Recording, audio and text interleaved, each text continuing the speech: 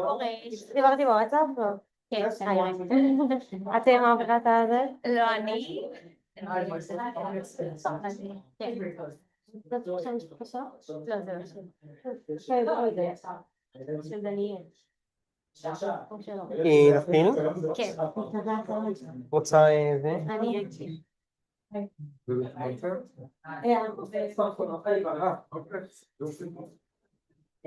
going to start. So if you want to come and sit. עכשיו מקדם.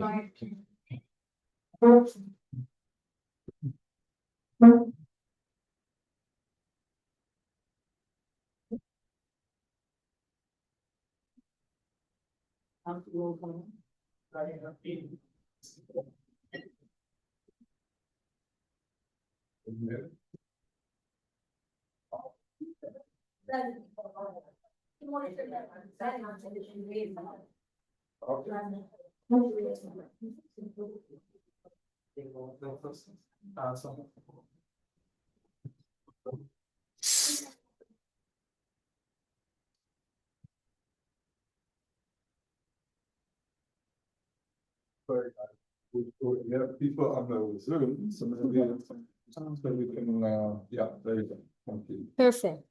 so much. So, Gurion, you want to start, or should I just jump into it? Okay, no problem. Great. Well, so thank you very much for inviting me to the Gurion for the second time. So I guess something worked, perhaps, or who knows? But thank you very much for the invitation. And my name is Daniel Schwab. I'll give you some quick background. I will, for sure, would love to hear your background. But my background, as you can hear my South African accent, I grew up in South Africa and spent my childhood there until the age of 19, moved to Israel. The rest is history, as they say. 30 years later, 50 years old, I have 7 beautiful children. Some of them are listening to us on the Zoom. Let's see how I can maybe stand. Yeah, that's a little bit better. So that's me in a nutshell. I'm in high tech, finance. That's on the professional side. I'm here for you. That's number one. Okay. I'm smiling because, you know, at the end of the day, it's a sad day. But having said that, the purpose for me, I feel the most comfortable in a situation where we can really think, and we don't have to. For me, this hour is about thinking, the brain, and less the heart. Of course, I have my time for the heart. I have plenty of that. It's not easy. This has been very hard for me. It's a journey that I've been through for 10, 15 years now. Yeah, it's going a long time now. But I think the most value is for you guys to tell me what you're interested in. My presentation, and I have videos. We can do a quick documentary for 5 minutes. You can tell me what you'd like. You want video, you want to talk, you have questions and answers. The way I sometimes think about these talks, it's maybe 45 hours or half an hour, 45 minutes, sorry, half an hour. I talk and present. You can ask questions, but the most important is at the end, we have a real Q&A outside of this. So the presentation, as I see it, opportunity has to learn about my family, the Schwab family. We lived in Germany for many generations. That's the first section. Okay, there's a lot to tell, a lot of questions, a lot of information. The basis of the story is based on 2,500 letters that my grandfather kept as a collection. He copied his own letters that he sent corresponding to his parents, his brother, and his grandparents and family. he was traveling all over Europe and then landed up in South Africa. So he got out at the age of 21, 22. He was warned by a non-Jewish friend who became part of the army, and we'll talk a little bit about that. And so this is the foundation. A lot of information, one of the most, let's say, voluminous collections of personal letters from that period around before, during, and after the Holocaust.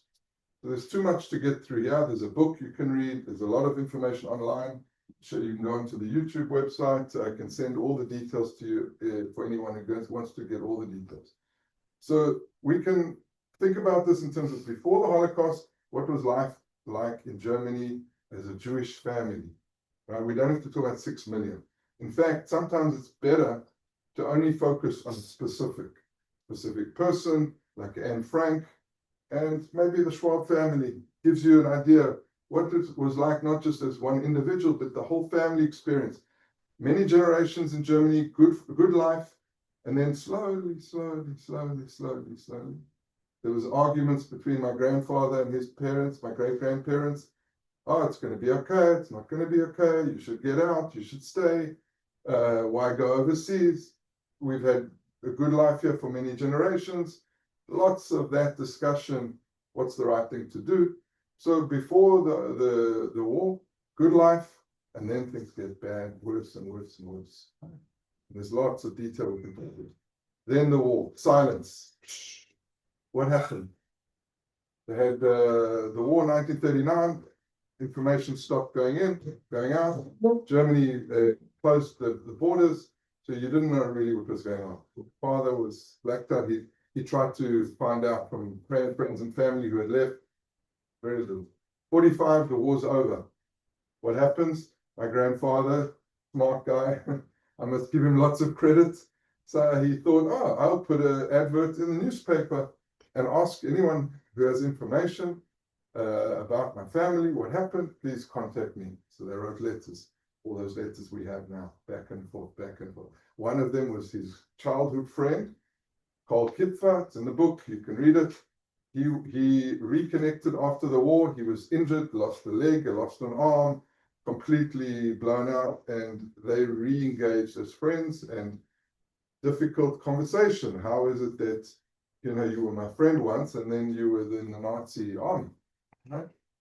Lots of conversations there that are quite interesting. I find fascinating. I'm sure you will as well. And also, you know, someone who maybe regrets what they did is able to redeem themselves in certain ways, not maybe for sure 100%, but you see the good and the bad living in the same person. Okay? We can talk about that. And then rebuilding your life. How do you move on from tragedy? The last conversation which we can talk about, which I think is, for me, very important, is what do we do today? Okay? Why is it relevant? It's history. Move on with your life. We have Iran to worry about. We have our studies. We have our own family. We have our own problems. Why must we think about the problems of the Jews in 1939? So again, before the war, the good life in Germany, getting worse, the war. We won't talk much about the death camps and all that. I don't. That's something for other people to talk about. And then after the war, and then us. Okay, so you guys choose how much you want to spend time on what. But that's the way I see it. I'll run through a few slides just to jog your thoughts. Please stop me or just throw out a question. This is Israel. I'm sure, I assume you guys are from everywhere in the world, but you're starting to get the sense of what the culture is here, right? We talk, we ask questions, we shout, we scream. Fine, it's okay. Please feel free. Before I jump in, firstly, where's Salah, our driver? Firstly, thank you to Salah. He was amazing. I hope he can join us. He's such a wonderful person. Can we go quickly around, whoever wants to? If you don't want to, just say no. Name, where you're from, what you're studying. 3 things, boom. That's, if you have a question you want me to address, throw it out quick. We don't need to discuss it. Boom, boom, boom, boom, boom. I just want to know who's around. Yeah, please. My name is Jatin. I'm from Kashmir. It's in northern part of India, and I'm doing my master's doctorate in cancer immunology and a little bit of materials engineering. Thank you. Why are you here? I'm doing my PhD. Why did you decide to spend a precious hour with me? Because I come from a lineage of Kashmiri Pandits. I don't know if any guy of you know, but we had a kind of same problem as Jews had it back in, for example, Germany or somewhere else. And we were also thrown out of our places and something like this. So that's why I'm here. Perfect. Thank you. Anyone else you want to say? Sure. Hi everyone, I'm Anand. I'm from Canada and I'm doing a postdoc in the Health Sciences Department. Great. Hi everyone, I'm Prasanna. I'm from southern part of India called Hyderabad, and I'm doing my PhD in cybersecurity. Fantastic. If you want to ask questions, go ahead. Yeah. Yeah. Thank you. Alexei, Russian. I'm studying program engineering. Nice. Thank you. My name is Mark. I'm from Russia. I'm studying right now on the Russian program, Michina, on engineering things. But I'm on studying in university physics. Great. You want to add anything? Why are you here? Question? Because I had problems in Russia with government. Yeah. Okay, good. We can talk later. Shanim, Israel. Okay. And physics. Great. And you've heard enough about the Holocaust? Why? There's always more to you. Really? Okay. And my family's also from Germany. Okay, great. Nice to meet you. Sorry. Hi, I'm Aarti. I'm from India and I'm doing my postdoc in chemistry. Me too. Aviv, Israel, and physics. Hi, I'm Hiba from Morocco and I'm doing my PhD in anthropology. Me too. Hi, I'm Khushbu. I'm from India and I'm doing postdoc here in mechanical engineering department. I'm Geffen, I'm from Israel and I study computer science. I'm Satwaka. I'm from India, and I'm doing my PhD in biology in life science department. Right. I'm Rotem from Israel and I'm studying the psychology and education. I'm Vashni and I'm taking an MA in this. I'm Ankit, I'm from India. I'm doing the PhD in mathematics. Good. Anyone else want to introduce themselves? Okay, we can talk later. We jump in. Okay, so a few slides just to kind of give you a feel. One is this is the family tree. We had a tradition in the family, so this is perhaps strange or unique. Perhaps a few families in Germany in particular. Hundreds of years of a history. This starts here from 1636, 1605. Goes down. This is what I grew up with. I didn't know anything about the family story except this. No one talked about the Holocaust. No one talked about history. I was South African. I grew up as a South African, Jewish, not Jewish, fully integrated into white South Africa, which is another conversation. Rabbis here and all kinds of professionals. And so here I appear here down here with my sisters, two sisters. And then we had to build now new sections. We have children and please God, future generations. So this, I believe, personally, was the start of my story. And very fortunate to have this tradition, please. What years are we talking about at the start of the 1605. This is the first specific person in each number is a generation, right? And there is some connection to the Maharil, which is 1290 and died 1350. The born and died dates. And but this is connection to on the matrimony side, on the mother, on my great grandmother's side, They come from Worms. It's a very famous. Everyone in the rabbinical world knows the Maharil. So there's a lot of interesting things that he did as part of one of the leaders in the Jewish community in Germany. But lots of detail we can. Any other questions on this? No, I'm jumping for. But if you want to focus, no problem. Okay, so this gives just a detail, more detail you can see, and this is, the details of our generation. Okay, so jumping to, let's say, 1880, 1890, where they really settled and were entrenched in the Hanau community, which is about 25 kilometers southeast of Frankfurt, Germany. It's kind of a neighborhood of Frankfurt. And we have specific addresses of where they lived. They owned properties. Some of them rented out, not a lot, a few. My great-great-grandparents were in the jewelry business, traveling between Switzerland and Hanau, which is a well-known place for jewelry and kind of artisans.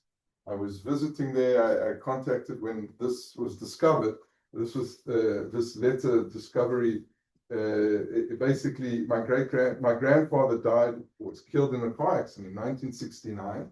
I was born in 1975. The letters were wrapped up in a box for 40 years. No one touched them for 40 years. I was cleaning out the basement. I helped my parents move to a small apartment, and we discovered them. We opened it up 40 years after they had been shut down, and essentially the story for me begins there. But here's the focus is in Hanau. Okay. So I was actually, because of this, I contacted the mayor. That's how we found all this out. Right. There's a lot of work. It was like an investigation, right? Like you have to be a private investigator, put all the pieces together. None of this was known to my father. My father grew up with no knowledge of all of it. Just see, I have a question. Please go ahead. So before the war and everything else started, did Jewish people have like the separate what they were separated by the community? Like a ghetto. Yes. No. So about 200 years before, yes. Then there was a period where they were allowed to live wherever they wanted. They were also allowed to then own property at some point. Most of the time they weren't allowed to own property, and most of the time, I'm talking about over 300-400 years, they were in the ghetto. Actually, you'll see a wall of the ghetto. They still have a remnant of the ghetto. And when the Nazis came into power in the 30s, yeah, they took away everything and they moved them into the ghetto. But that was the last, let's say, in this community, there was, I think, 160 Jewish families, but that ghetto was reopened and everyone had to move in there. I think there was only like 20 left, 20 families left. So, and we do have some letters and documents from that period that were stored in the archives of Hana. So some pictures. Again, these were like things that was in a little like a cigarette box. I don't know if you remember, they had these tin cigarette boxes. And my father had no idea who they were. This turns out this was my father's grandmother. But he didn't even know. He didn't even know the names, right? So there was a lot of sort of effort to go into to figure out what was what. One of the most interesting documents we found in the collection, this is a certificate. Whoever reads German, anyone? No. I don't know exactly, but what I do know is the date, 1936. Who was in power in 1936? Hitler. Hitler was in power in 1936. Can anyone guess what this is? I mean, it is written over certificate for bravery, but in which field I have no idea. Like probably. Okay.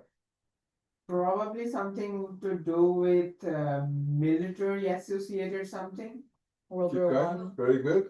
World War One. World War One, yes. Who do you think received it? A Jew. A Jew received it while Hitler was in power, and it refers to the Jew, Hitler, as the one who is the official Führer. Yeah, the Führer gave certificates recognizing Jews who fought in the war in bravery. My great-grandfather and his brother were fighting the First World War for Germany against France. And my great-grandfather was captured by the French and had to live as a prisoner of war for 2 years. So he received the Iron Cross and a certificate. So just the absurdity of it. You know, you think strange things can happen, and the illogic of ideology that unfortunately becomes a bit, let's say, detached from reality. This was on my great grandmother's side, their store. They owned a store here in Worms. So you can see regular life. People weren't, it wasn't like they were crazy rich or crazy poor. People just, were industrious. They got on with life. Okay, so this is my grandfather when he was leaving. This was from his Belgian residency certificate he found. And so he was about 22, 23 when he left Germany.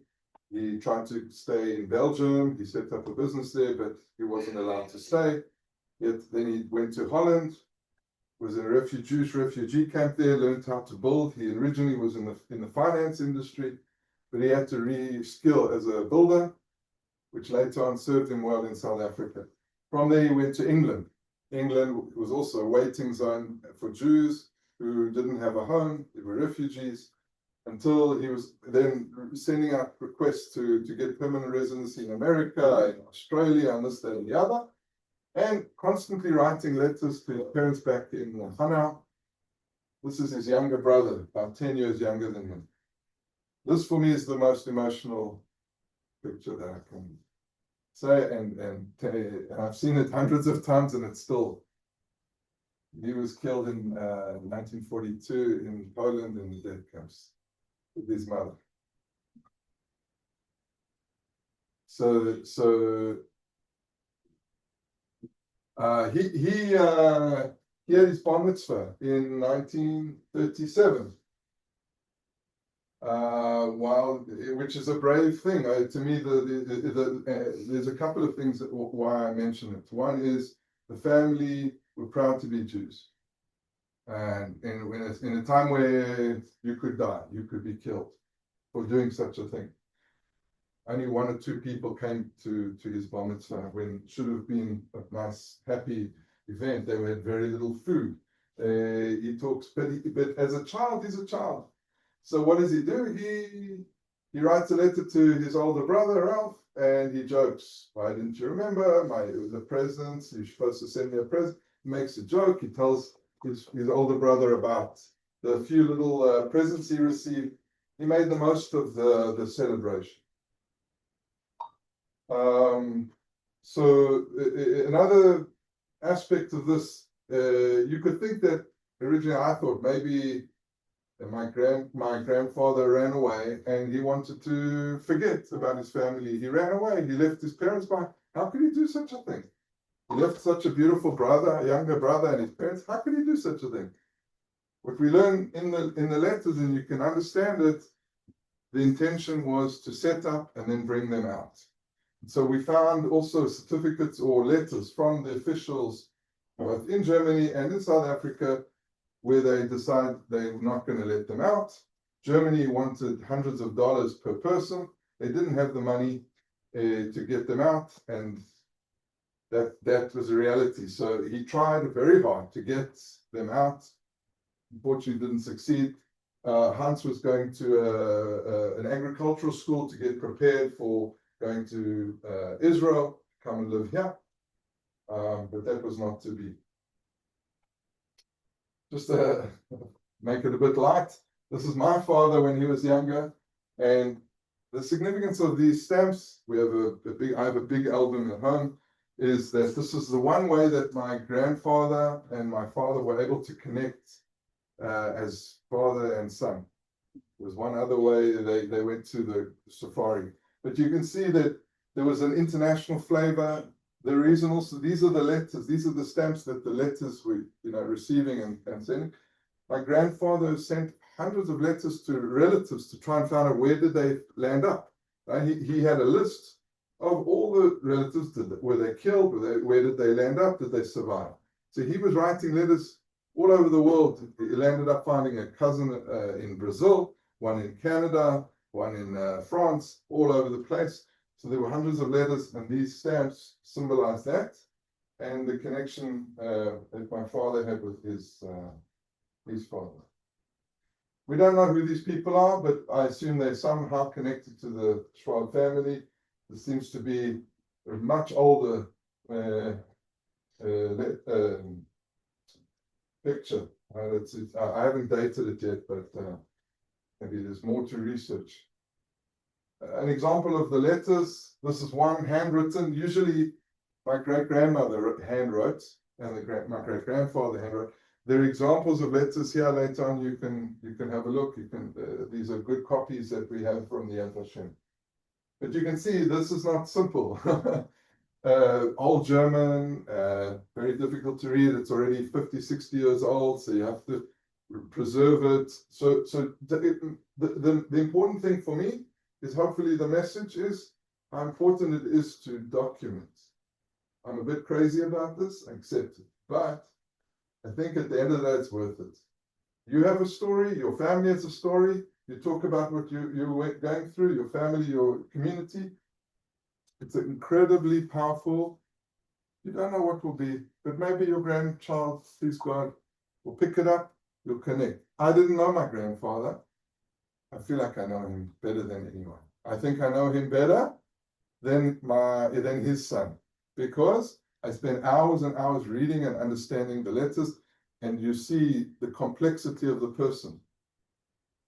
So I hope that's something that you guys can take away. Take the time it's your story, and it's a valuable story, even if it's just for your family. Right? Don't have to sell it to anyone. Document. Now we have videos, so you guys know what to do. This is basically, once the war started, you couldn't send letters. So this is what we have. Shorthand. This some of the information went out was we're going to the east. Okay, you could say, oh, they're going to the east. But the reality is that they're going to the death camps to get killed. I think about 1942, people, this was in May 1942, they already knew that that's what was going to happen. They got on a train, by gunpoint, they had to get on the train, locked up in the train. 2-3 days later, they landed in Auschwitz, and no longer.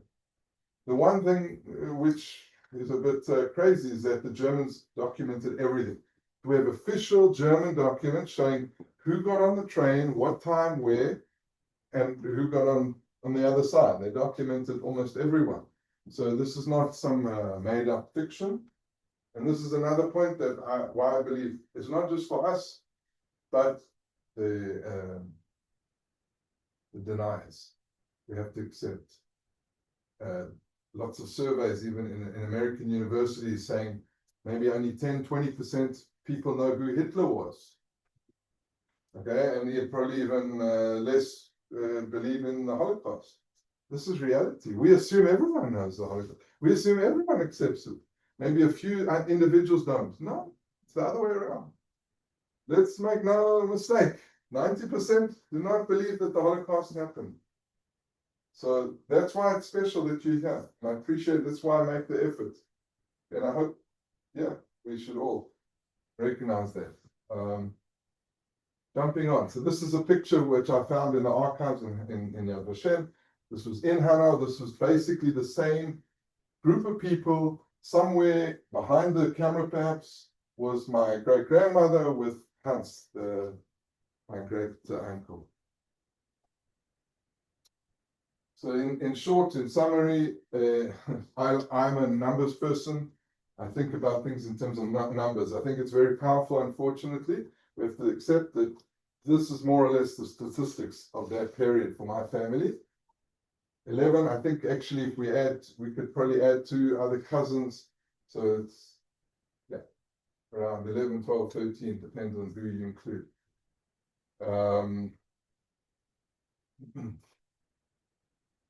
As the names. So also, let's remember the names. Those details are important. Yom HaShoah, Holocaust, International Holocaust Day in January. Kristallnacht, the Night of the Broken Glass in is it November? I think. So recognizing them, accepting them. I have it written in my calendar when they were killed. We say Kaddish in the Jewish tradition. Also the survivors, thank God we have. Thank God, we have survivors. one interesting note is how amazing the community in general was. This was a cousin, I think, a second cousin, Fleischman. He became the director of the London and the Los Angeles Philharmonic Orchestra. That was the level of quality of the, can you imagine how many musicians, how many doctors, how many whoever artists were murdered for deranged. This is Carl Kipfer. Remember I talked about Carl Kipfer, the friend? He was trying to help. In the end, this is where he was trying to redeem himself afterwards. Firstly, it's very powerful. In the first letter, he says, I will completely understand if you throw this letter away and never speak to me. I will understand it. But if you choose to read it, this is who I am. This is what I did. I am not proud of what I did. What I would like to do is help you. And he ended up spending 7 years, even without an arm, without a leg, going around fighting for my family's restitution. This is the house. Bombed out America, thank God, but they destroyed 75% of Hana. Amazingly, the Jewish cemetery was perfect, was not touched, which is incredible. I went there before I even knew all this. I was there for business in Germany. For some reason, I had this crazy thing to go there. I landed up getting there on my own in a train. I jumped over the wall into the cemetery and for hours looking for the family's tombstones. It was the most powerful experience. When I think about it, I recall how this small little thing had a huge impact on me. So again, I'm telling you this just for my hope is that if you feel that this is something that can help you also to repair these things, even generations down the line. We don't acknowledge these tragedies and we don't address them and think about them. Unfortunately, it's like therapy, right? Today we know. If you have a tragedy, if you have something happen to you, you think through it, you process it, you come out much stronger in the end. For me, it's taken years, and I feel that the process, however difficult, it's positive in the end. And I'm proud of this, although at some point I was debating whether to even open the Pandora's box. But yeah, so destruction. And there's a lot of discussion about the physical restitution, whether it's money, whether it's property, whether it's jewelry, whether it's even just a memory, piano, a piece of art. And you think, well, hang on a second. Why is my grandfather fighting for these pieces of material? Put it down, move on, forget about it. And I have to think, because he did it. So I have to think, well, maybe he did it, not for the value of the monetary value. It's the connection to his parents, connection to his brother. But more importantly, he actually writes why he did it. This is years and years of his life. He invested far more than I invested in discovering this. He writes in one of his letters, he's done it because maybe one day his grandchild will read this and see that firstly, that this happened and you should never give up. You should never accept that this is your reality. And it's the principle that people who commit terrible crimes need to pay. We need restitution, not for the value of the money, but to show that the victims need to be compensated and the perpetrators, yes, 50 years later, 100 years later, to the extent possible, obviously there's limits for everything, they need to pay up.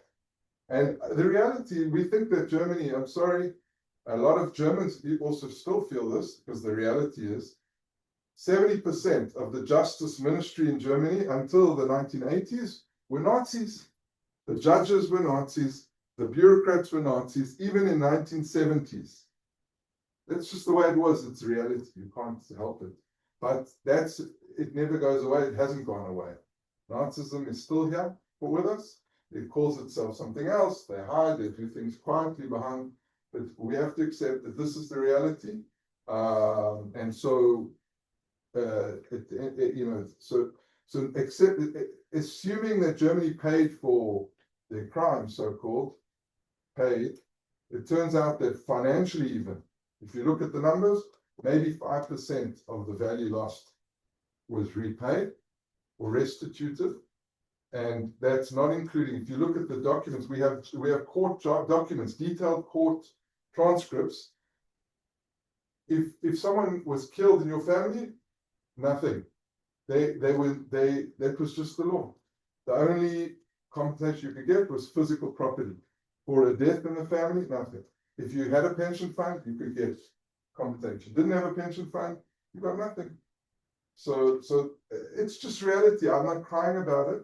It's not about me. It's not about my family. It's about accepting, if we think that Germany paid because they helped Israel in the 1940s, or they compensated X number of people in America, and then the assumption is, oh, the Jews, they're money grabbers, the Jews profited somehow from the Holocaust.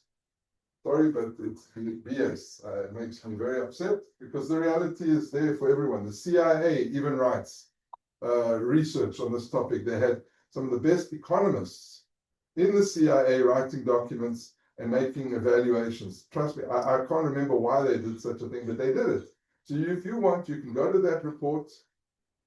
And this is important. I'm sorry, I spent time on it, and I believe that anyone who wants to really understand this period. Anyway, I'll finish off now. Just so you understand the community on a community level. Famous Jews from Hanau, and you had a famous artist. This is the non-Jewish side of things, how some people did stand up and say this is not acceptable. This hero, Elizabeth Schmitz from Hanau, she started writing letters and putting them out into the public, how this is a terrible thing what the Nazis are doing. And she was persecuted for that. She had to go into hiding. And there were others. Now, why is this so important? Because a lot of people said, oh, we didn't know. We couldn't do it. If we did it, we would have been killed. Whatever. Excuse me. I understand it's difficult. I don't know if I would have done it.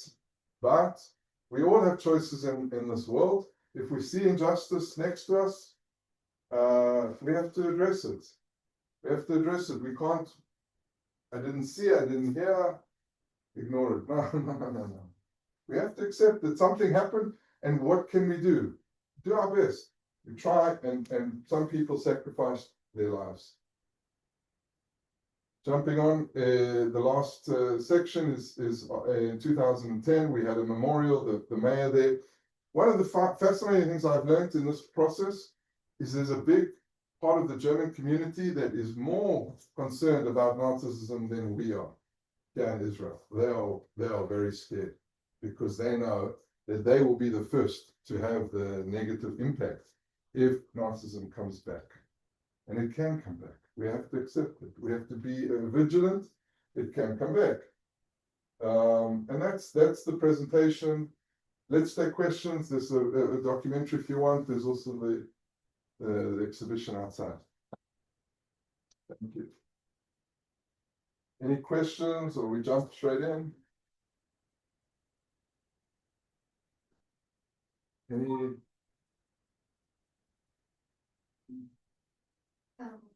I just want to ask, how do you combat the indifference that the recent generation has towards events that happened in the past?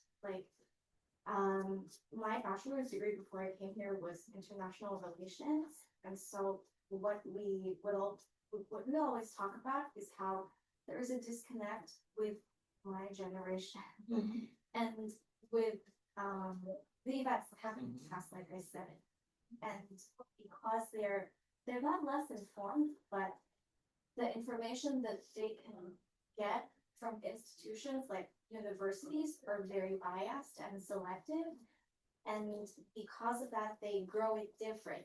They do not feel connected at all. World War II also happened to my side of the world, and my country was also trying to save some Jews. There was a portion of our southern islands that was reserved for Jews, and our former president's wife was actually half Jewish, Hmm. and she. Vietnam? No, it's Philippines. Philippines, sorry. Yes. That's why we have such good relations with Philippines, right? Yes, yes. Okay. And yeah, but going back to my question, Yeah. that most of the things that you would read on the internet is really born from mostly indifference on the part of the people who actually know history, and then ignorance from people who got their information from selective knowledge. So how do you reconcile Yeah. this kind of dynamic? Yeah, I mean, I have to talk to quite a few people who are kind of really focused on this topic. You know, there's a limit to what we can do. I mean, reality is we're the minority, and in this particular topic, and I accept that. You know, we cannot crowd other tragedies from the world. You know, I mean, the Holocaust somehow got this big status, but you have what happened in Rwanda, 1 million people killed there, and the Cambodia, right? Cambodia and other places. So this goes across the board for all kinds of tragedies. To me, I think the key is you cannot give up. You have to do whatever you can. And critical thinking, you know, how do we bring up the next generation to think critically? It's much more difficult than when I was growing up now because of all the disinformation. And I mean, AI is just, I'm scared to heck, you know, you can hardly tell the difference. So even physical people talking, I mean, even more so than a document with text and a story, which can of course be rewritten. So to me, that's why this is so important. You know, I have a hard time thinking about 6 million. I have a hard time thinking about the big picture, the theory. Was it 6 million? Wasn't it 6 million? What if it was 5.5 million? Does it make a difference? If it's 4.3 million, I don't know. I can show them all the names and give them all the theories. The tragedy is Hans. You're going to deny that? You're going to deny my family's tragedy? Good luck. Yeah, have a read 2,500 letters that was not even supposed to be published. Authentic, go ahead, go and see the originals in Yad Vashem. Do your research. If someone doesn't want to address reality, what can I do? But that's, you know, do whatever you can with your stories, your family, your community. You have more capabilities, put it out there. Yeah. Okay. Any other questions? So just one curious Sure. question. When the letters were discovered by your father, I hope, hopefully, I discovered. you discovered. Well, Okay. rediscovered that. You discovered it like from the 40 years later. 40 years later. Yeah. So just curious, when you start, I'm just curious that German was spoken in your household that time. So how do you start reading it? Very good question. If you look at the letters over there, you'll see dates, number one. Yeah. And I was saying, okay, I don't know German, but I see dates, number one. Number two, I see names. So I was like this. Then I said, okay, I don't know German, but I need to find volunteers. So I started emailing. At the time, there wasn't Facebook. It was before Facebook. So I put out somehow, and they contacted this university or that and found volunteers. One was absolutely amazing from Holland. I asked him, why are you helping me so much?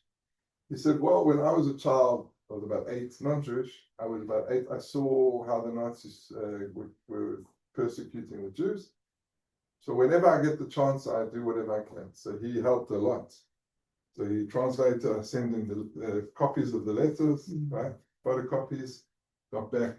Not great English, but it was good enough. And then eventually I was able to, with my sisters, we contacted the Jewish museum there, and there were some people there. And that moved on. I had a cousin who was a professor in the Cape Town University, also involved in Jewish history. And slowly but surely, then we got a foundation. So it was many years. There was a lot of fortune. We were very fortunate. I was able to, create enough summaries and enough translations to kind of to show people, wow, this is something you need to help us with. And we spent time and effort and money. Eventually, all this is donated from a foundation, a Jewish foundation called the Cushly Kaplan Foundation.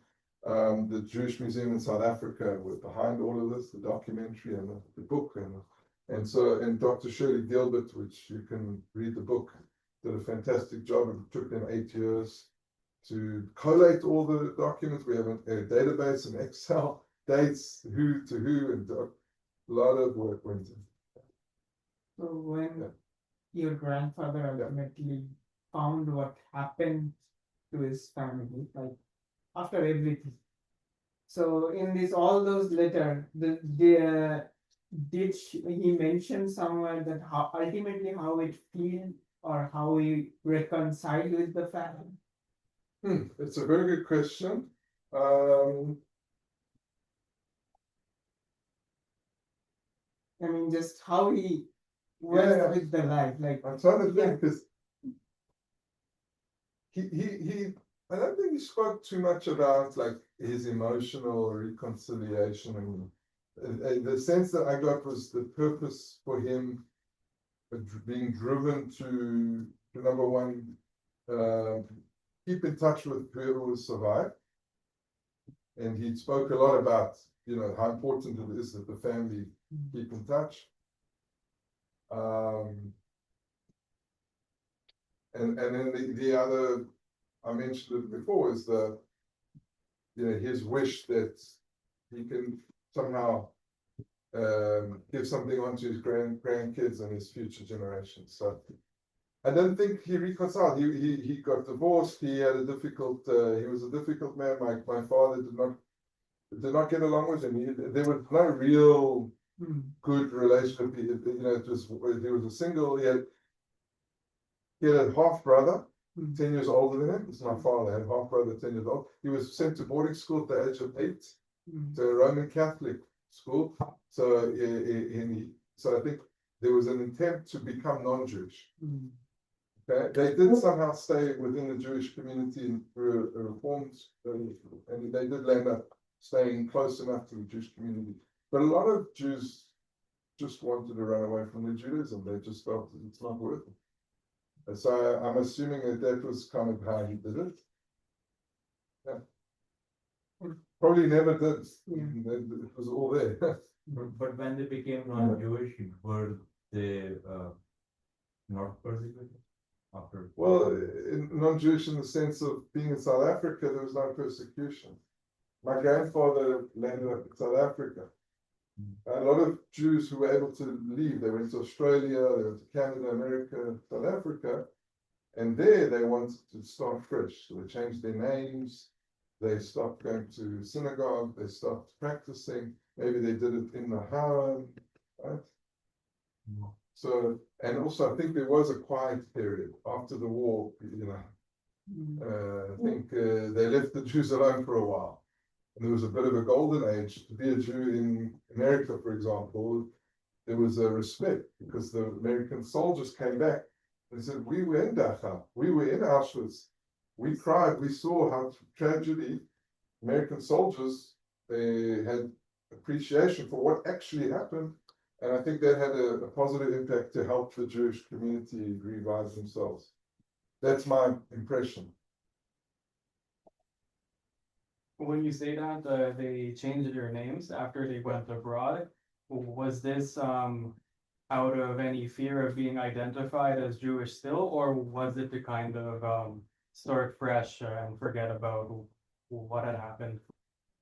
Well, I don't think you can separate the two. I think that, there was a concern that if we stay identifiable as a Jewish community, it's going to happen again.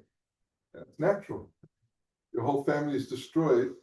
You protect yourself somehow. The first thing is avoid standing out like a sore thumb. Even today, it recommends if I go to Paris, for example, I won't wear my kippah. I won't put on tzitzit. Some do, some don't. But for safety, why risk it?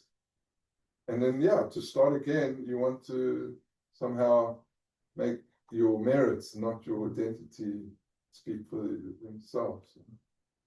I read the story of David J. Azrieli, the founder of the Azrieli Foundation. And then when he was escaping as a refugee, at one point he had to travel through Iraq. And then there was a Jewish family in Iran or Iraq, which helped to give him a fake identification. So his last name was actually not Azrieli, but they changed it to sound less Jewish. And then he actually maintained this last name. So the Azrieli isn't the original one.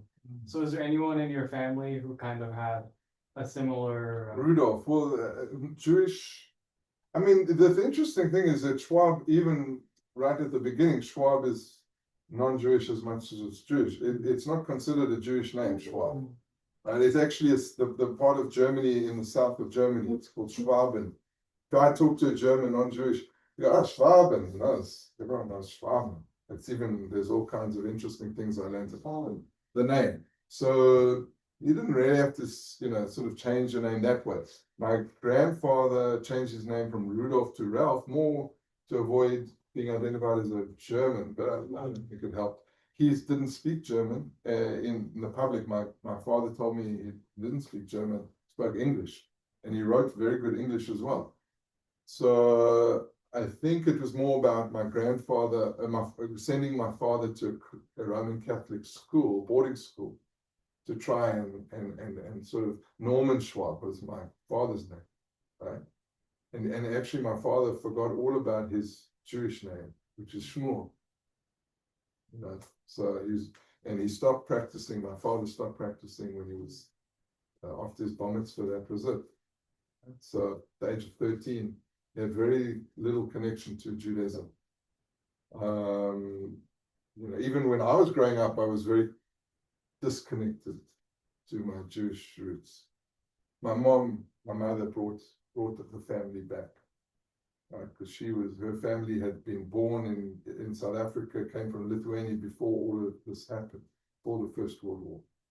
So my mom's side was more Jewish and more comfortable and proud of being Jewish. No, I've heard someone pronounce Schwab as Sholem. Is it Sholem? Yeah, but maybe it was a mistake on his part. So there are different versions of Schwab. There is a one with an L. You're talking about Schwab with an L? Yeah. It's interesting. There are those ones. I don't know. There's no connection as far as I can tell. And then there's a Schwab without the L with an E at the end. We don't have the E. We don't have the L. I didn't research too much about that. Yeah.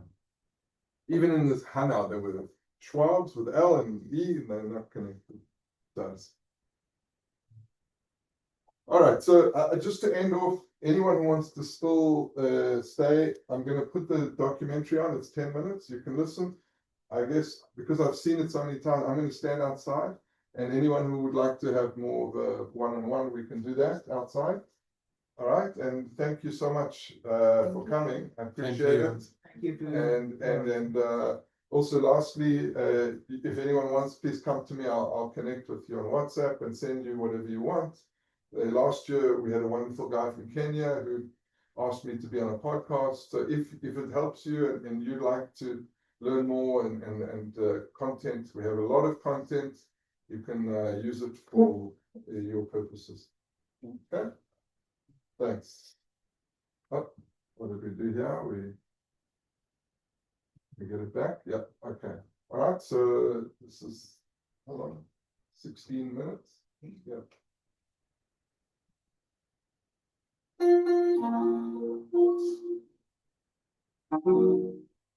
Our lives live out, backlit by history. We retrieve our narratives from a larger landscape, in truth, from things lost.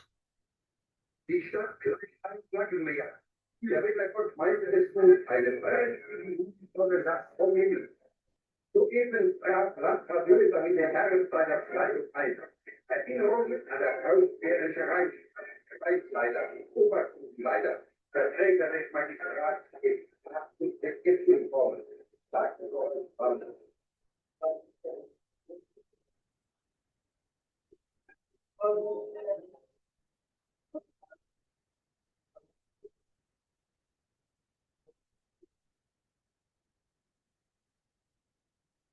Hanau in summer. The 30 Years' War is 300 years past. A siege, a battle. Their descendants celebrate victory over the imperial general Lambo. Indeed, there is also much to celebrate in the present. The Olympic Games are coming to Germany. The Great Depression is over. Defeat in the Great War nearly 2 decades past. But behind these ceremonial lances marches the new German army. Conscription was returned. The Peace of Versailles repudiated. Adolf Hitler is Chancellor. The Nuremberg laws less than a year old. What do Hanau's remaining Jews make of it? Half are already gone, scattered across the world, anywhere that will take them. Lieutenant Max Schwab of the 69th Regiment, fatally entranced by his Iron Cross from the First War, watches. Perhaps from this crowd, the marching soldiers of the army in which he is no longer permitted to serve. His son Rudolf, already in South Africa, seemingly advised to flee by his friend Karl Kupfer, who joins the Nazi Party. Hanau basks in sunlight as the Schwab family begins a life of letters. I feel isolated and lonely. I long to get away from here, but I can already feel the terrible homesickness I will be slave to the minute I shake the dust of my homeland off my shoes. Just think about it. Our forefathers have lived in Hanau for the last 335 years, and they are all buried in the same graveyard. When your letters arrive, you are so close to me, and it's as if I can live alongside you. But when you don't write, then you are so endlessly, unreachably far away.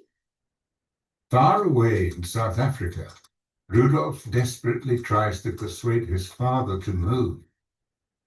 He won't.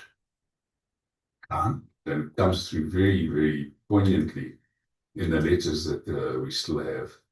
And so you can see that terrible feeling of desperation in trying to, first of all, get the government in South Africa to agree to allow his family to come to South Africa was too late.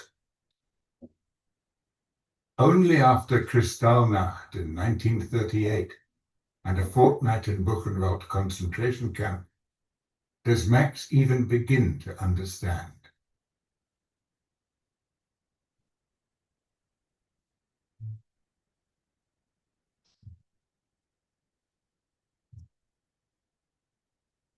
Dear Sir, with further reference to your letter of the 29th of April 1939, I have to inform you that the applications by Mr. Max Schwab and family for permanent residence in the Union in terms of the Aliens Act 1937 have been reconsidered by the Immigrant Selection Board. The applicants have, however, again been rejected. The documents which accompanied your letter are returned herewith. I have the honor to be, sir, your obedient servant, Secretary for the Interior. And so, yeah, so this, I guess, was probably, you can imagine, quite devastating to my grandfather when he, I'm sure, because it was also just not trying. the first time, as it says, he submitted Yeah. documents, but I mean, and this is the final word, unless something really significant changes. Yeah, I get very emotional when I read.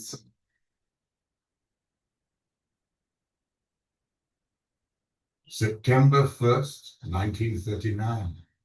War. Lately, I have been rereading your old letters. You preached to us and pushed us more than enough, but we just didn't understand.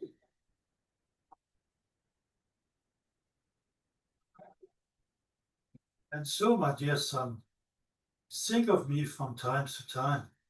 My future is dark, but whatever the Almighty decides will be good enough for me. Did Max and Martha Schwab ever know they were about to be grandparents to Norman? Born to Ralph and Rachel in 1942 in Johannesburg? Good question. I've never actually thought about that. I can't remember who it was now, to be honest. That's a good question to research. And did Max Schwab ever contemplate his Iron Cross from the First War before his deportation to Sachsenhausen later that year? We shall never know. We only know he died there. A death certificate and ashes for Martha, alone now with Hans. A few more letters, Red Cross correspondence, silence. These final photographs of Hanau's remaining Jews clearing the streets. And on a sunny Saturday afternoon, 30th May 1942, deportation. All roads run east,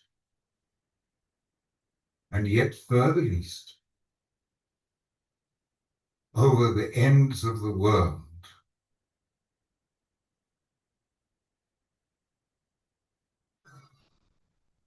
Annihilation upon annihilation. The Jews of Europe burn. Germany burns. Hanau is destroyed in 16 minutes on March 19th, 1945.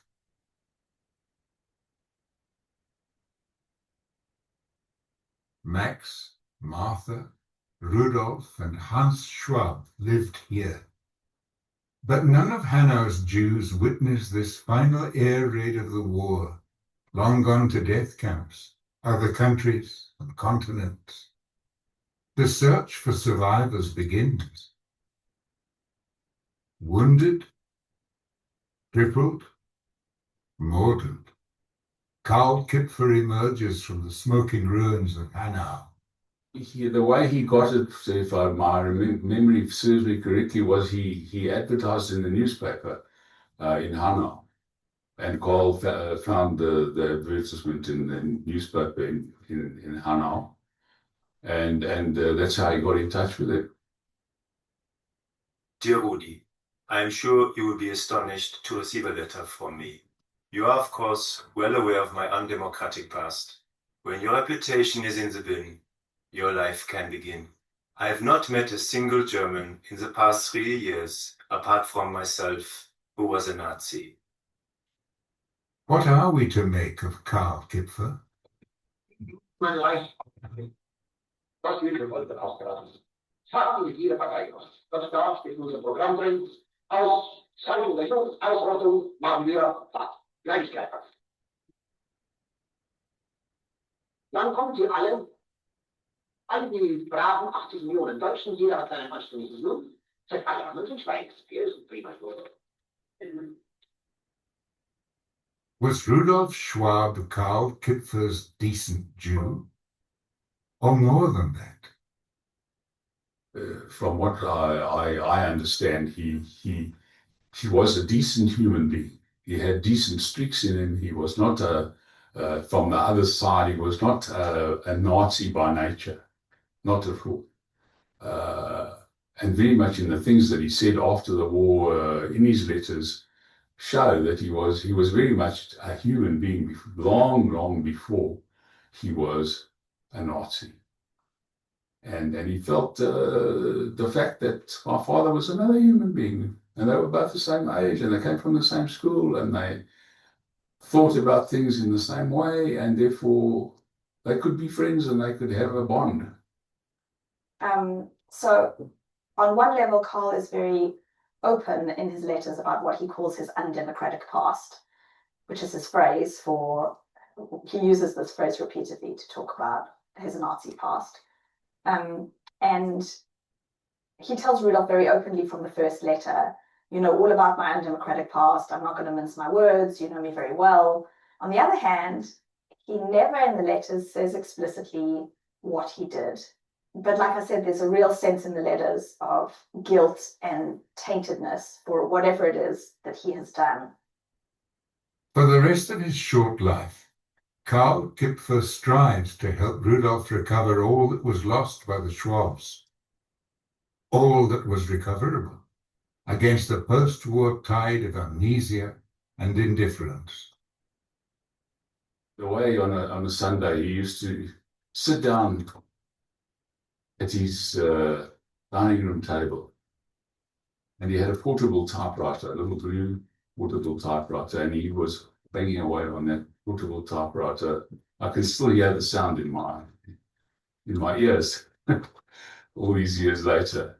But that's what he was doing always on a Sunday, and he was dressed up. He had a tie on, and a sports jacket, and grey pants, and yeah, for not any reason. I don't know why he dressed up like that on a Sunday, but that's how it was.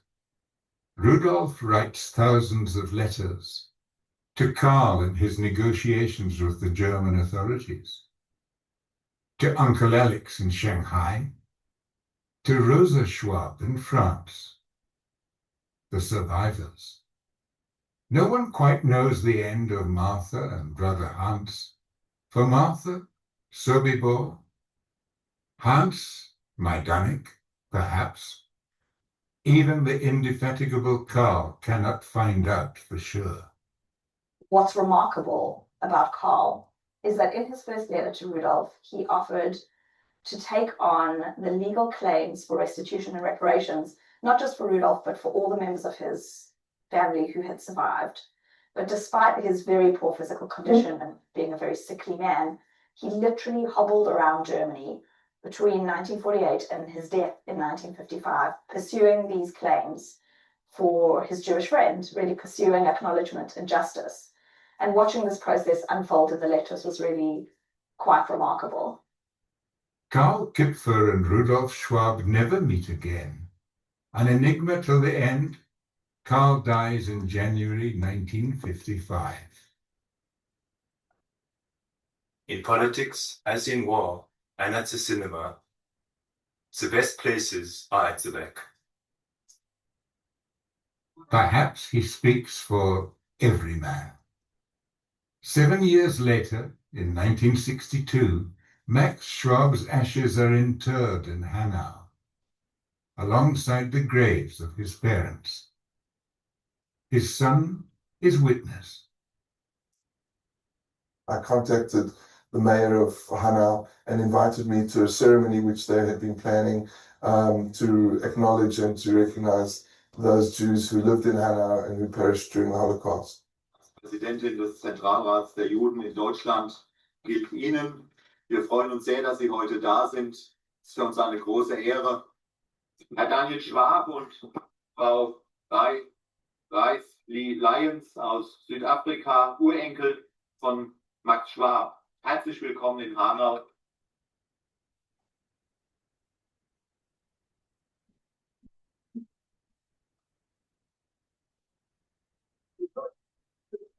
It's quite amazing to think that, you know, here's actual real footage of something you never expected to see anything live, you know, reflecting the life that our great-grandparents lived. The Jewish cemetery was completely intact, which was quite stark, knowing that statistic of such a huge proportion of the town being destroyed, and then seeing this Jewish cemetery completely intact with all our ancestors going back hundreds of years and their tombstones was something quite touching, and, you know, really, you know, you could feel the history, and you could feel we could feel that, you know, our roots were here, and, you know, and also understanding why they loved where they lived and why Max was so reluctant to leave.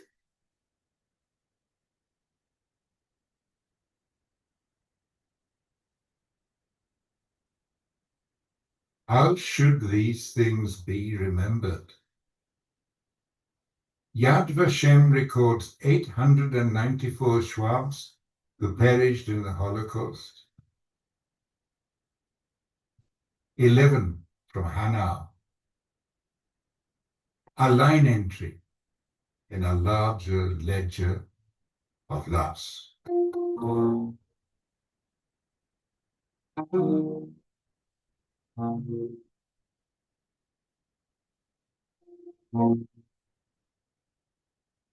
That's the end. Saying I'll be here for a few more minutes. If you want to go onto the YouTube channel, there's more there you can get, and feel free to be in touch. Thank you very much. Thank you very much.